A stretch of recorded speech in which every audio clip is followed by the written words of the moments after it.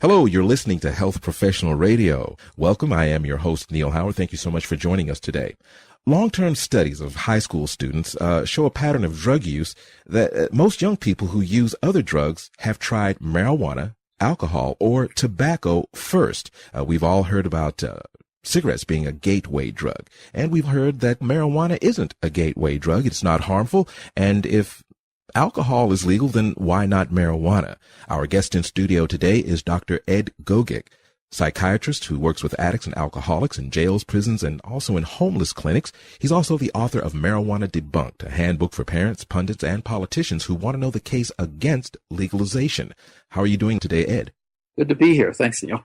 Marijuana, we hear it on many politicians' platforms as they're trying to get elected. We hear it in the mainstream media, states legalizing it for recreational use or for medical purposes. As a psychiatrist and an author, the author of Marijuana Debunked, everything that I'm hearing about marijuana is positive as far as pain management, glaucoma, everything from PTSD to menstrual cramps.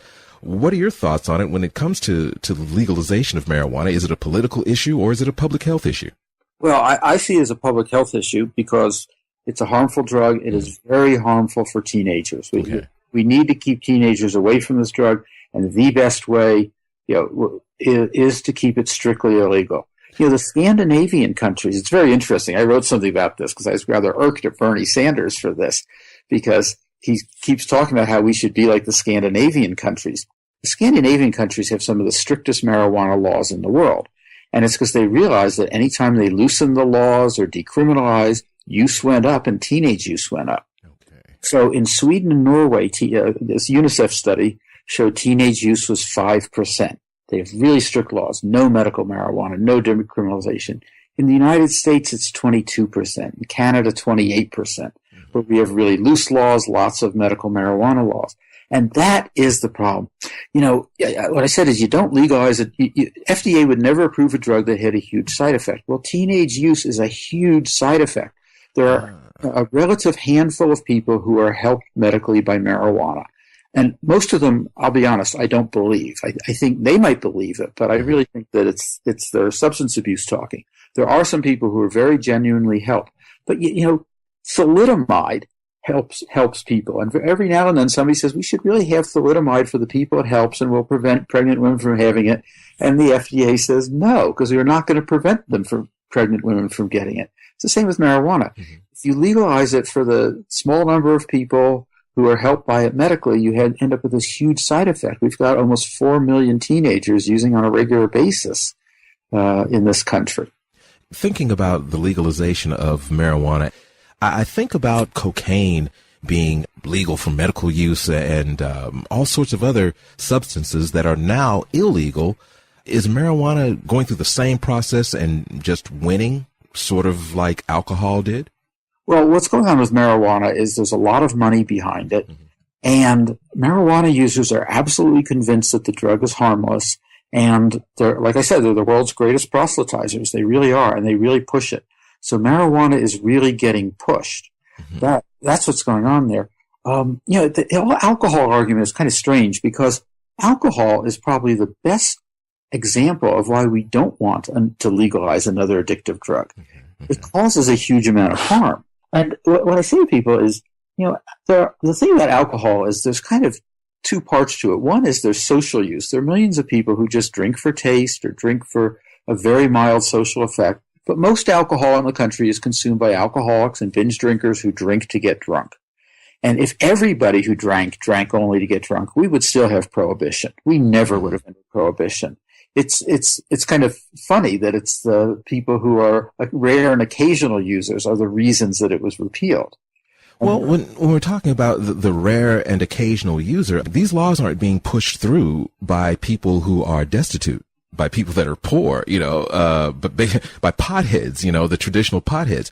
Who are these folks that have the bankroll to make these moves? The nation's capital has legalized marijuana. How does that happen if it's such a dangerous drug, at least as dangerous as alcohol? The money is coming from initially from a handful of billionaires who are very pro marijuana, and that's really what George Soros has really bankrolled the largest part of this. And he's formed groups all over Drug Policy Alliance is basically funded by him. Marijuana Policy Project is basically funded by Peter Lewis, who was a billionaire who smoked marijuana regularly. And that money's made all the difference. The pot smokers themselves were never able to get any of these passed. If it weren't for Peter Lewis and George Soros, I don't think we would have a single medical marijuana or legalization law in this country. They spend a lot of money and they advertise heavily in the states where they have referendums. And now they're getting politicians on their side. I mean, it's kind of crazy. I've been communicating with this one. It's funny because I'm very liberal and he's a very conservative state legislator in Pennsylvania, and he's just amazed at all these legislators who are just so gung-ho. It's so important. And the demand is not coming from patients. It is not coming from doctors. It is not coming from the medical communities.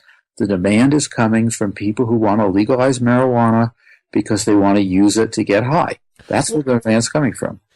The main question is it addictive? I mean, is it something that you can say, you know what, I tried it, I don't like it. I smoked it for 4 years and now I decide I want to quit. Is that something that you can't do, or is it just as addictive as nicotine or cocaine? Well, it's not as addictive as nicotine or cocaine. Those about 30% of all people who use get addicted. It's closer to alcohol. It's about 9% of all people who use marijuana get addicted.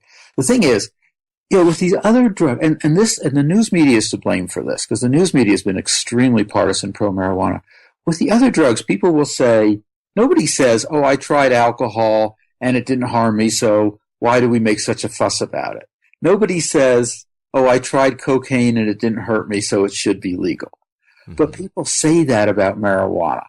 And they cut marijuana a break that they don't cut any other drug. There are millions of people in this country who smoked a few cigarettes in their teenage years and didn't get addicted. But nobody believes that makes cigarettes safe. Whereas with marijuana, people seem to say that. They'll say, well, I tried it, or I know somebody who tried it and he's okay. And so, 9% of all people who try marijuana get addicted. People who start in their teenage years have a higher rate. Because anybody who does anything in the teen years, people who smoke heavily have a higher rate. So people who smoke heavily smoking teenagers, about a third of them get addicted to marijuana. And I've treated people, and the problem that they have is that, it doesn't make them, it does mess up their lives. Their relationships are worse. Their family members complain. Their spouses complain. They're always short of money because marijuana is expensive. Oh, yeah. They're always making people wait before they go places. And what they find is, their life just ends up centered around marijuana. So they were into sports, they dropped the sports. They were good students, they're no longer such good students. They're just not interested in anything except for the marijuana, and that's what happens to them. What about the folks that say, well, our prisons are so full of people who, got busted with a joint. Why don't we just legalize it and clear up and make room for the real criminals? Let me just stop you right there, okay? That's a total lie. Hillary Clinton and Bernie Sanders both said that, and Glenn Kessler, Washington Post, gave them 3 and 4 Pinocchios. He just basically said, that is a lie. There is almost nobody in prison for possession of marijuana. Basically, the marijuana lobby has pushed a bunch of lies. They've pushed this whole belief that jails and prisons are full of innocent drug users. Not true. I mean, I just talked to a patient today, and he told me he was in prison for possession of heroin. I go, well, they don't lock people up for possession of heroin. Why'd that happen? He said, well, I was selling it, but they couldn't quite prove the sales, so they locked me up. And that's what's going on. Almost everybody there pleaded down or something else is going on. There is virtually nobody in prison just for possession. I mean, even if you look at the people who are there just for possession, it's 0.5% of the prison population. Almost all the people, and only about 20% of the people in prison are there for drug crimes. They are all dealers, and they're almost all dealing hard drugs. Not very little of that is marijuana.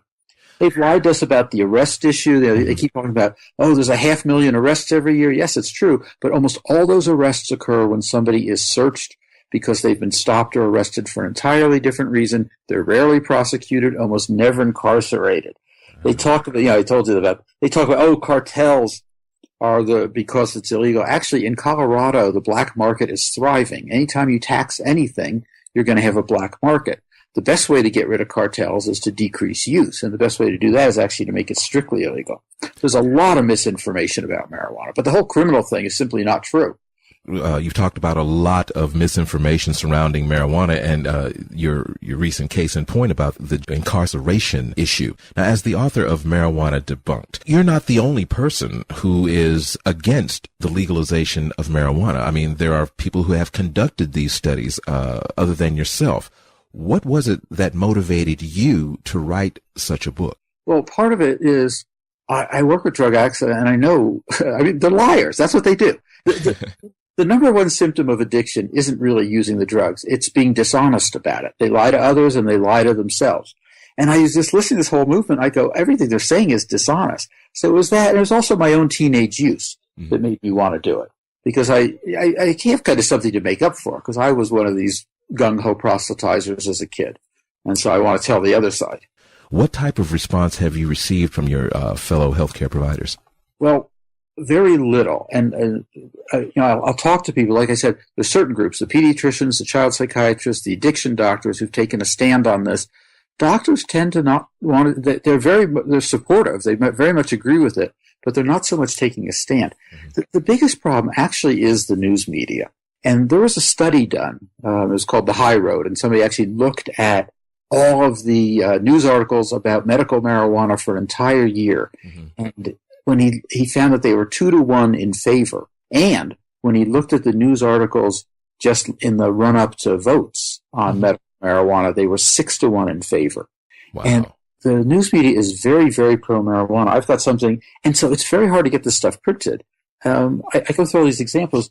Politico just ran this article recently, and they talked about the millions of people in jail for marijuana charges. There have not been 1 million people sent to jail or prison in the United States on marijuana charges in its entire 240-year history. Katrina vanden Heuvel, who I read all the time and I really like, she said, she wrote in something in the Washington Post that legalizing marijuana would drastically decrease the prison population. Well, no. First of all, there's only about 400 people in prison for possession of marijuana. About 2% were selling marijuana, but 2% is not a drastic decrease. It just, they're saying, the news media does this repeatedly. I mean, in my book, about 30% of the book is devoted to the news media because they have really pushed this. I do think if the press would actually tell both sides, this whole movement would stop.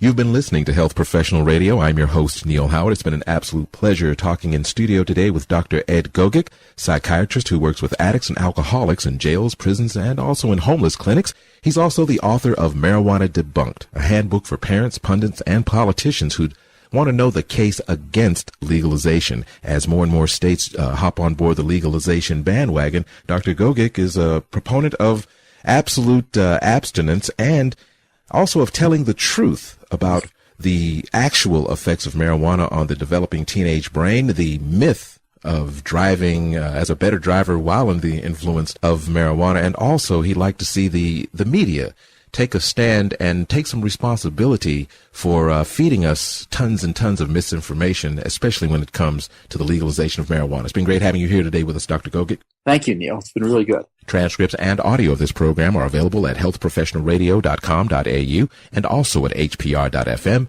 and you can subscribe to our podcast on iTunes.